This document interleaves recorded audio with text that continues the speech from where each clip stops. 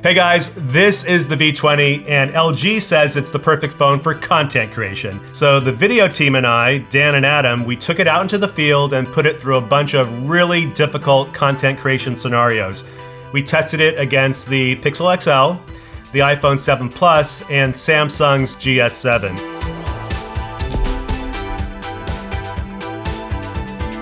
First up, we looked at photography. So Adam, what exactly did you do to get these shots? So we took each phone out around the streets of San Francisco in real world scenarios. We used the default camera app, set everything to auto, including HDR, because that's kind of how most people use it, and use the native resolutions on the cameras. So we're gonna be looking at 3 different criteria in these photos, color, clarity, and range. The first one we're gonna do is color. And if we look at this example right here of this basic brick wall shot, you can see that the LG has a pretty good color range. You know, it seems very accurate, especially to my eye. You switch over to the Pixel and things get washed out just a little bit, but it's still pretty accurate. The iPhone has a deeper color gamut, but it also comes across as being very flamboyant and, and strong. Yeah, and look what's happening with the S7. Yeah, the GS7 is really washed out, kind of has a bluish tint, not very pleasing on first blush, especially compared to the rest of the photos. So I'm looking at these and the iPhone looks most impressive, but that doesn't necessarily mean it's the most accurate. No, I mean, they push their color range really heavily, but I mean, if people are going to be posting these to Instagram, you're using a lot of filters anyway, and typically I wouldn't want such saturated colors in my image. So that's the brick wall. What else did you shoot? So let's check out a little scenario here with the vines. And if we focus in on the green colors, they all hold the greens pretty well, but if we look at the stone brick wall, the V20 is actually coming out a little warmer as opposed to the Pixel, which in most of the other scenarios, the Pixel actually defaulted to a little bit warmer of a white balance. Yeah. So that was interesting there. Once again, the iPhone is really bumping up the colors, and the GS7 just seems really washed out, especially in the highlights. So I'll say when I was there looking at it, the V20 still, once again, had the most accurate color range out of all of them. Right, and so we have to remember that we're looking at everything from the context of content creation. And with content creation, you want to have the most even baseline results so that you can do more work in post-production. Exactly, that's the idea. So the last scenario is a little wider shot of the street in San Francisco, and this is a good example of how each phone treats the white balance. If we look at the V20, it's pretty accurate, maybe even a little on the cooler side. We switch over to the Pixel, and it's definitely favoring the warmer tones, which I've seen time and time again in these photos. We switch over to the iPhone, and it is really bumping up those colors, especially the blue in the distance on the billboard. And then we look at the GS7 and it's a little muted. I'm actually surprised that it's not giving us a little more contrast here. And I'm surprised by how warm the iPhone is. So do you think that's an accurate representation of the actual scene? That is definitely the least accurate representation of the scene. Yeah, and that shot, I think the V20 is the best because I think it has a lot of punch, but also it doesn't look like weird things are happening on white balance. So taking in consideration the color reproduction and the white balance, I would give the V20 the lead here. So. All right. Next up is the sharpness test. So we're basically going to be looking at the clarity of each image. Yeah, and unfortunately, this is the spot where the V20 falls on its face. I was very surprised. I even came back to you and borrowed your phone the next day. I was like, I can't believe these results I'm seeing. Like, I just wanted to double check my work, and we'll kind of see in the photos here. So we have this interesting little street scene with a little bit of graffiti. And if we zoom in on the bottom here, we can kind of see that the acorns and the leaves and twigs kind of sitting in the street. That's not very clear. That's not very in focus. That's not very sharp at all, right? It looks like an impressionist painting. Yeah, so we switch over to the Pixel. Oh my God. That is night and day difference. You can see every stone, every stick, even whatever that is, maybe some gum. But let's move on to the iPhone, which if we zoom in is not very clear either. I mean, it's not a disaster like the V20, but at the same time, I would not give this great markings in the clarity range. The GS7 actually stands up pretty well versus the Pixel in this one. So next up we have a macro shot of this big colorful leaf. And this is an area where the V20 actually keeps its own against the rest of the phones. If we zoom in here on this corner, we can kind of see the individual grooves of the leaf. We switch over to the Pixel, and it's actually pretty close. You know, once again, you can see the different grooves in here. The iPhone 7 Plus loses a little bit, but it's actually holding up pretty well. And the GS7, once again, is still pretty sharp. And what I think is happening here in one aspect is that a lot of these phone manufacturers are assuming that you're taking a lot of food photography, you know, things that are up close. So it's kind of favoring the clarity at a close range rather than further away. But in this last test, it's kind of a big deal, especially if you want to take a big scenic shot of, you know, the Bay Area and the Bay Bridge right here. This is the V20, and if we zoom in on the East Bay over here, you know, we can kind of make out some of the buildings, and just because we know what those are the cranes over at the Oakland docks. But we switch over to the Pixel, and we can see not only the bigger cranes, but also the smaller cranes lined up beside it. We can see a lot more housing, especially up in the hills. I mean, it's definitely night and day against the V20. It's such great lengths. So I'm looking at these two photos, and again, the V20 looks like an impressionist painting, where the Pixel just looks a lot sharper. So why do you think the V20 lost so much clarity in the jump from the pre-production unit to the final unit that we're actually testing? So it seems like they're doing a lot of work in post to get rid of noise. LG must think that a lot of people are going to shoot in lower light environments, so they turned up the noise suppression to 11 and really hampered down on any sort of sharpness that is in these photos, because that's kind of the balance. When you take out the noise and the grain, you actually take a huge hit to the clarity and the sharpness of an image. So yes, while technically the Pixel has more grain, I would prefer more clarity and more sharpness in my image. Noise in an image does not bug me. Right.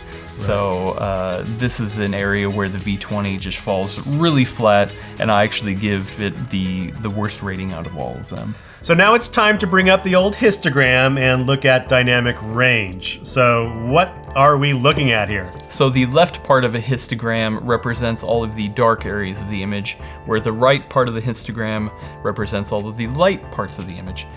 The idea is to get the photo between the two edges so that you're not actually losing any information. So let's dig into the examples here. We have this chain link fence that's actually underneath the Bay Bridge. If we look at the LG V20, there's not a ton of information in the darks and the lights. It's actually pretty neutral.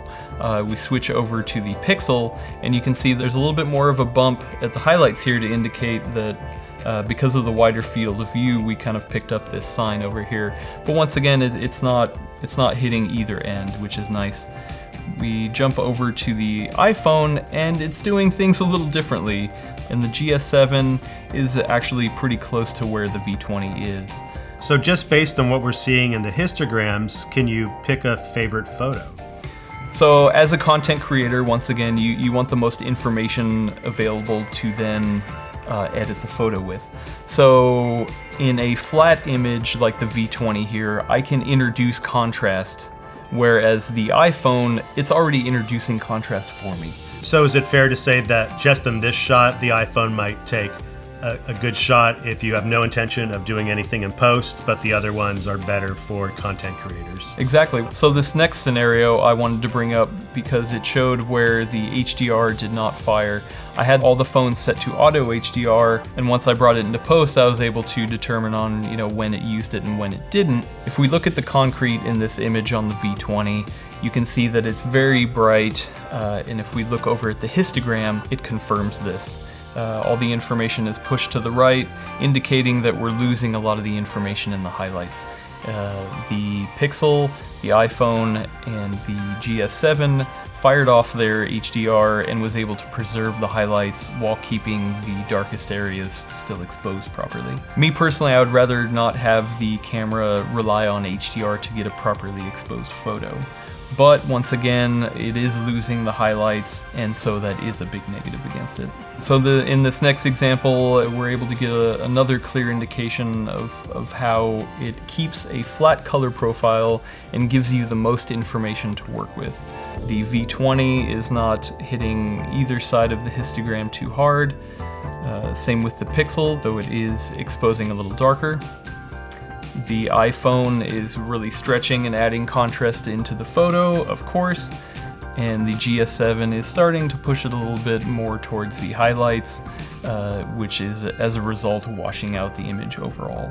Right, and just to my novice eye, this is another example where I'm looking at the 4 photos and I'm thinking, yeah, the iPhone does look richer, but in the back of my head, I know that it's not an accurate shot. So how do you think the V20 compared to the Pixel XL? Is this just a decision you can make by looking at the histogram? You would never want to base a decision just on the histogram alone, but the histogram does allow us to understand what's going on in the photo. The V20 nails the exposure, which gives you the most information to apply your own aesthetic to it. We ran it through a gauntlet of tests, so in terms of just photography, how would you rate the V20 against the other 3 phones? So I would put the Pixel at the top of the heap.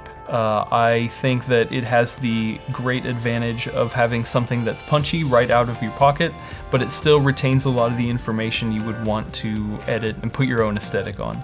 The V20 is a good close second, especially because I felt it had the most accurate colors and it had the most dynamic range to work with, but unfortunately it takes a huge hit in clarity. The iPhone is definitely a great camera, but it almost goes a little too far in the direction of making choices for you, which typically I don't like. And the GS7 comes in last. So next up, video, specifically video stabilization. And Dan, you took that contraption out in the field to shoot this. Now, what is that? So this is a rig that I built, and it can hold all 4 phones, gripped on kind of diagonal ends so that any kind of movement is going to be pretty equally spread.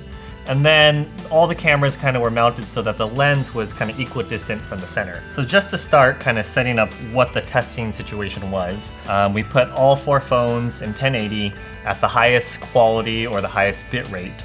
And then we had them also in full auto mode. Now, not all the cameras can do stabilization in 4K or their highest resolution, because 2 of them, that is the LG V20 and the Pixel, are both using digital stabilization. So it's using kind of part of the sensor to stabilize around the whole thing. Both the iPhone and the Samsung are using optical stabilization. So it's actually using a physical element, either the lens or the whole sensor itself, to kind of move around and stabilize the shot. So the first scenario is really just walking down the street. And I think this is a very normal, typical shot that people would be using for stabilization. So it's going to be moving up and down, left to right, and going in and out. And so it's really testing all the axes of the stabilization. Yeah. So the V20 did actually terrible. There are these weird glitches. It's okay smooth, but the glitches just make the footage pretty much unusable. In first place, though, I would say the iPhone did really well.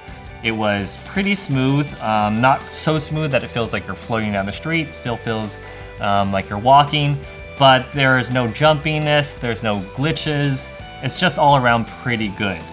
And the Samsung phone came right after that, so pretty comparable on its smoothness. So how did the Pixel XL do? Because Google is making a big deal about their electronic image stabilization and how strong it is.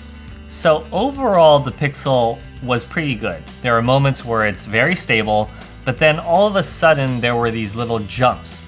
And I think these jumps happen because it's using a digital stabilization. So it's using part of the sensor, and then it's jumping to a new part of the sensor to just kind of follow and keep the frame stabilized. So it's really unfortunate that the V20 was just all around unusable, whereas the other 3 I think you can get by. Okay, so that was a really familiar test, walking down the street. The next one is much more extreme. So what are we looking at here? So this next test is kind of what I'm calling micro jittering. So it's a lot of small little shakes. This is what might happen if you were on a bicycle, if you were in a car, just these quick little vibrations. So you'll see in this test that pretty much 3 are usable and 1 is not. And once again, the one that is not is the V20. Yeah, look at that. I mean, it's almost, it almost sort of makes you sick just watching it. So I'm not even sure what's going on with the V20. because the stabilization and the correction of it is just awful. So what about the Pixel and the iPhone and the Samsung?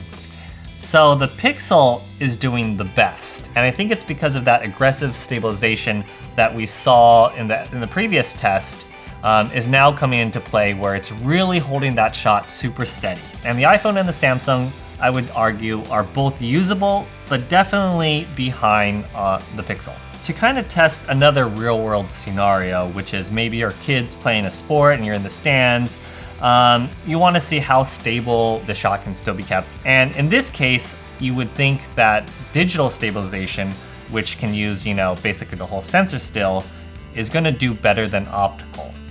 So really quickly looking, you see all four. Oh my God. 2 are now unusable, and 2 are quite usable, I would say.